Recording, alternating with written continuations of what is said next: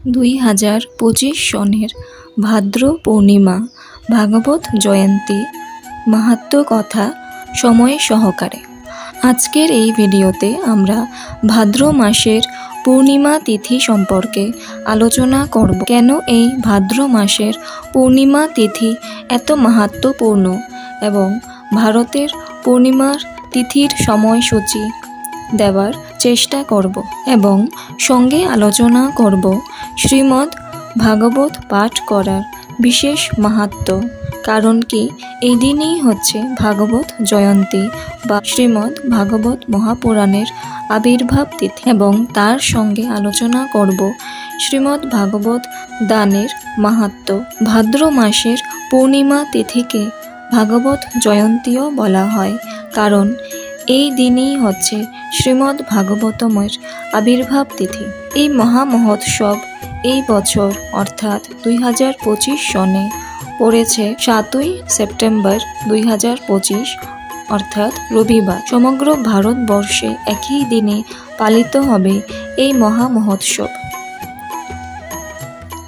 চলুন এখন আমরা জেনে নেই এই পাবন তিথির মাহাত্ম্য সম্পর্কে। এই তিথির মাহাত্ম্য শ্রীমদ্ ভাগবত এর দ্বাদশ স্কন্দের 13 অধ্যায়ের 13 শ্লোকে দেওয়া রয়েছে। অর্থাৎ এই ভাদ্র মাসের পূর্ণিমা তিথিতে স্বর্ণ সিংহাসনে স্থাপন করে শ্রীমদ্ ভাগবতকে দান করলে পরম গতি লাভ করা যায়।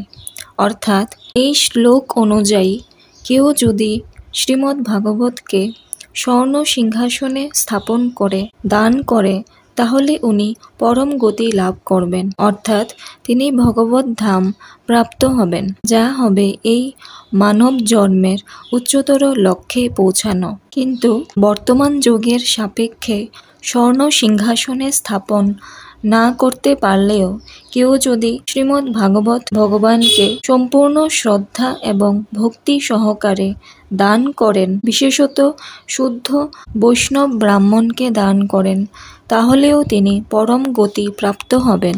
এখন চলুন জেনে নেওয়া যাক এই পবিত্র দিনে কি কি করা কর্তব্য।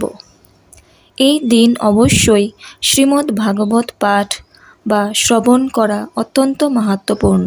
এইখানে এটি মনে রাখা আবশ্যক, শ্রীমদ্ ভাগবত গীতা বা শ্রীমদ্ ভাগবতমের মতো পবিত্র গ্রন্থ যেখানে স্বয়ং ভগবানের বাণী উল্লেখিত রয়েছে, সেই বাণীর মর্মার্থ আমাদের শুদ্ধ ভগবত ভক্ত বা শুদ্ধ বৈষ্ণব ব্রাহ্মণ বা গুরু পরম্পরা ক্রমেই আমাদের নেওয়া আবশ্যক। কারণ এই ভগবত জ্ঞান সৃষ্টির আদিতে ভগবান স্বয়ং ব্রহ্মাকে দান করেছিলেন।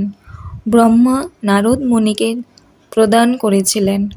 নারদ মুনি ভগবান কৃষ্ণ দ্বৈপায়ন শ্রী বেদব্যাসকে প্রদান করেছিলেন, যিনি এই শ্রীমদ্ ভাগবতের রচয়িতাও। শ্রী বেদব্যাস সুখদেব গোস্বামীকে এই পরম অমূল্য জ্ঞান প্রদান করেছিলেন এবং সুখদেব গোস্বামী এই অমূল্য পুরাণ দান করেছিলেন মহারাজ পরীক্ষিতকে। এইভাবে পরম্পরা ক্রমে এই ভাগবতম জ্ঞান আমরা মানব সমাজ প্রাপ্ত হয়েছে।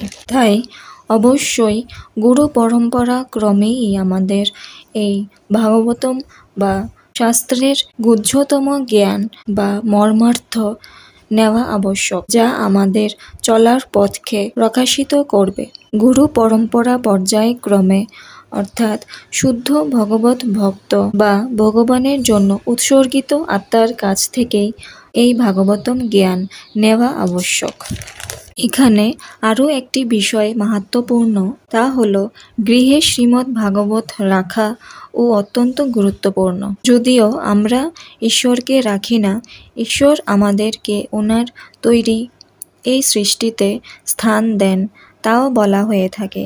যেই গৃহে শ্রীমদ্ ভাগবতম বা যতদিন পর্যন্ত যেই গৃহে শ্রীমদ্ ভাগবতম, যা স্বয়ং ভগবান থেকে অভিন্ন, এই কথা স্বয়ং ভগবান নিজে শাস্ত্রে উল্লেখ করে গেছেন। এই শাস্ত্র বাণী মতে সেই গৃহের পূর্বপুরুষদের বা পিতৃপুরুষদের কল্যাণ সাধিত হয়। সেই গৃহের পূর্বপুরুষেরা দুধ, ঘি, মধু, জল উপভোগ করে। শুধু তাই নয়, যেই গৃহে শ্রীমদ্ ভাগবতম অবস্থান করেন সেইখানে স্বয়ং ভগবানের বাঙ্ময় বিগ্রহ, যা ভগবান থেকে অভিন্ন, অবস্থান করেন।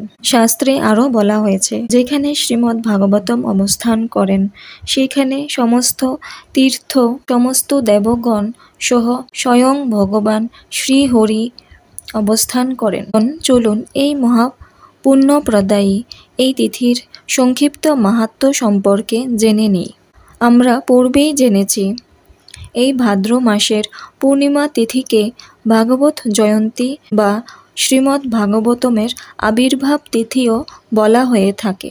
কারণ শাস্ত্র থেকে আমরা জানতে পারি, শ্রী সুখদেব গোস্বামী মহারাজ পরীক্ষিতকে অনবরত 7 দিন ব্যাপী এই অমূল্য পুরাণ বলেছিলেন এবং সপ্তম দিনকে ভাদ্র মাসের পূর্ণিমা তিথি হিসাবে পালন করা হয়ে থাকে। এই সপ্তম দিনেই মহারাজ পরীক্ষিতকে শ্রী সুখদেব গোস্বামী একাদশ এবং দ্বাদশ স্কন্দ শ্রবণ করিয়েছিলেন। কারণ মহারাজ পরীক্ষিত অভিশপ্ত হয়েছিলেন যে উনি 7 দিনের মধ্যে মৃত্যুপ্রাপ্ত হবেন এক তক্ষক সর্পের দংশনের কারণে। এবং এই পূর্ণিমা তিথিতে মহারাজ পরীক্ষিত ভগবত ধাম প্রাপ্ত হয়েছিলেন এই অমূল্য পুরাণ বাণী শোনার মাধ্যমে। এই অমূল্য পুরাণ শ্রবণ করার ফলে মহারাজ পরীক্ষিত অভিশপ্ত হওয়ার ফলে শ্রী সুখদেব গোস্বামীর কাছে সাহায্য প্রার্থনা করেছিলেন। উনি প্রশ্ন করেছিলেন যে এখন মৃত্যু পথযাত্রী মানুষকে কি করা কর্তব্য যাতে ওনার কল্যাণ সাধিত হয়। এবং এর ফলে শ্রী সুখদেব গোস্বামী ওনাকে এই অমূল্য পুরাণ শুনিয়েছিলেন। শ্রীমদ্ ভাগবতমের মাহাত্ম্য স্বয়ং শ্রী ভগবান বর্ণিত করেছেন। শ্রীমদ্ ভাগবতমের মাহাত্ম্য স্বয়ং শ্রীমদ্ ভাগবতমেই উল্লেখিত হয়েছে। ভগবতের দ্বাদশ স্কন্দের 13 অধ্যায়ের 16 শ্লোকে এই শ্লোকে বলা হয়েছে, যেমন সমস্ত নদীদের মধ্যে গঙ্গা সর্বশ্রেষ্ঠ, সমস্ত দেবগণের মধ্যে ভগবান অচ্যুত শ্রেষ্ঠ, সমস্ত বৈষ্ণবগণের মধ্যে ভগবান শিব সর্বশ্রেষ্ঠ। ঠিক তেমনি সমস্ত অষ্টাদশ মহাপুরাণের মধ্যে শ্রীমদ্ ভাগবতম হচ্ছে সর্বশ্রেষ্ঠ। শ্রীমদ্ ভাগবতমকে অমূল্য পুরাণ বা গ্রন্থরাজ হিসাবেও বলা হয়ে থাকে। এখন চলুন সংক্ষিপ্তভাবে আমরা জেনে নেই এই মহাপুণ্যপ্রদায়ী তিথি কিভাবে আমরা পালন করব। এই দিনকে একাদশী তিথির মতোই পালন করা কর্তব্য। একাদশীর আগে ও পরের দিন, একাদশীর দিন আমরা যা নিয়ম পালন করি ঠিক সেইভাবেই আমরা এই মহাপুণ্য তিথিও পালন করব।